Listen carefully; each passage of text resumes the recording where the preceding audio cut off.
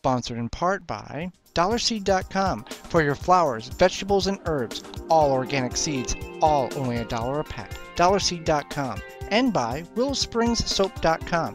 Handmade soaps with simple, recognizable ingredients, making soaps using the cold kettle process while using traditional methods.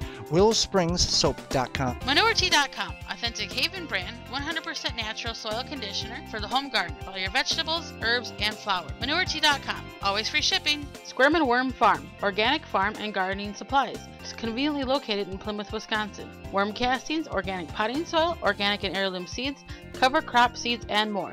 SquirrelandWormFarm.com.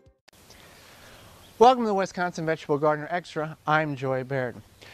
We all face problems with critters in our garden, eating the produce that we work so diligently to plant and to grow, whether that be squirrels or raccoons or deer in some instances. Well, we face problems with rabbits. We've got several different families of rabbits in the neighborhood, and we've talked about this numerous times on the program.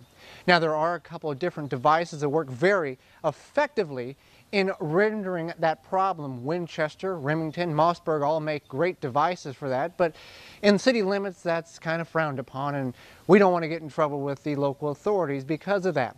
So what we are going to do is use this. This is chicken wire, 2-foot door upholstery netting, 2 foot tall by 1-inch mesh netting. It's a 150-foot roll, and I had to look at a couple of different stores to get that specific size, so no local big box store profited for our rabbit problem. So we got it from a local farm store here in the southeast Wisconsin area, and we're going to do our best and see if we have enough to wrap the entire garden with the chicken wire to keep the rabbits out.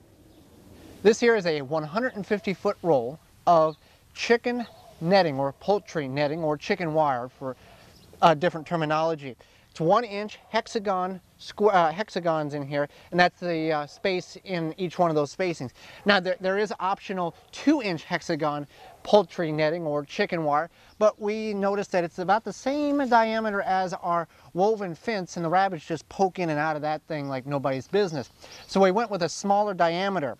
Now, whenever you're buying anything like this, you want to look at pricing, because at certain stores the 150-foot roll was more expensive than 3 50-foot rolls, but certain stores didn't have that 50-foot roll. So we went with the full 150-foot roll here, and we're just going to wrap it around the garden, being sure we get it very tight to the ground so the rabbits can't burrow underneath it.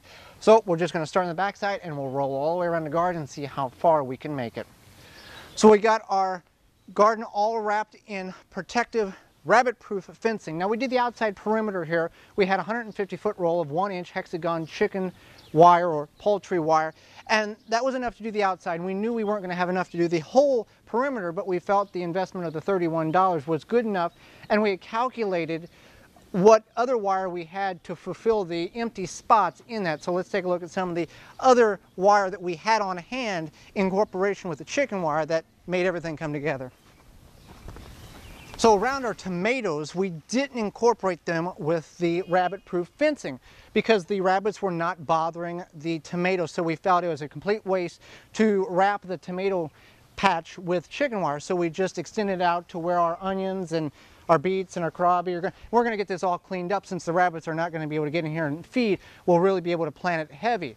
Now on the other side there, where we had our fan grate fencing, we took down one side and then we doubled up on the front, because we did notice that the rabbits were hurtling over top of one fan grate, but with 2 of them they're not going to be able to jump over it.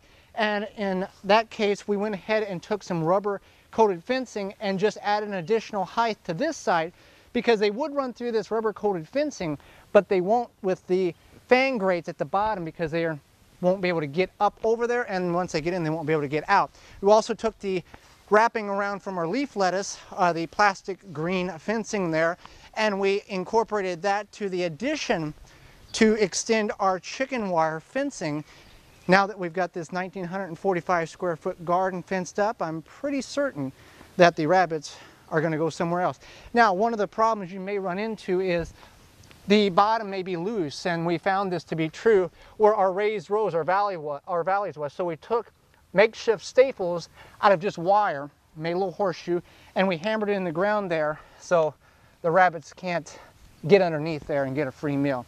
Now we've used this whole backyard as our garden, as our food production, planting more every time we have the opportunity. But maybe you don't want to sacrifice your whole backyard. What do? Can you have a garden? Absolutely.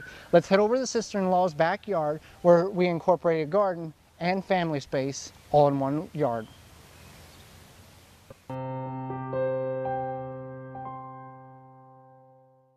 As you see in the large garden, we've used the entire backyard to grow as much produce as we possibly can.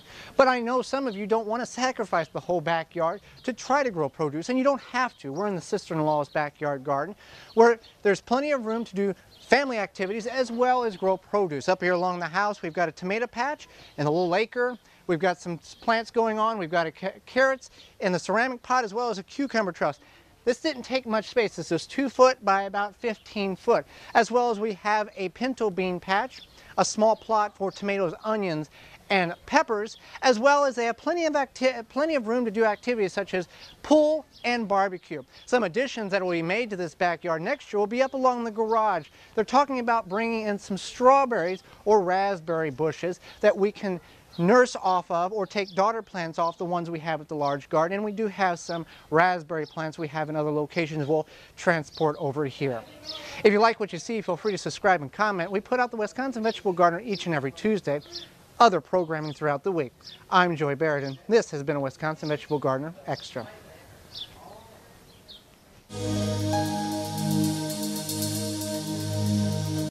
For more information, you can visit the website, thewisconsinvegetablegardener.com.